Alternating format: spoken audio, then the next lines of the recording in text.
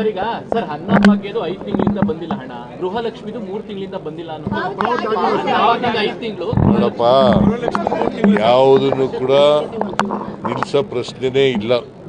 Number 1 ಪಾವತಿ ಮಾಡದೆ ಹೋದ್ರೆ ಮಾಡ್ತೀವಿ. ಮಾರ್ಚ್ 2025 3ನೇ ತಾರೀಕಿನಿಂದ ಅಸೆಂಬ್ಲಿ ಪ್ರಾರಂಭ ಆಗ್ತದೆ.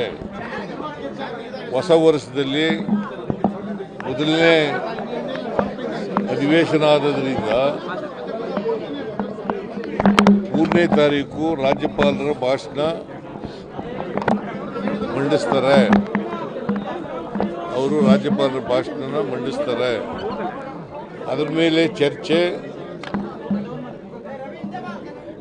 ಮಂಗಳವಾರ, ಬುಧವಾರ, ಗುರುವಾರ ನಡೀತದೆ. ಶುಕ್ರವಾರ ಅಂದರೆ 7ನೇ ತಾರೀಕು ಶುಕ್ರವಾರ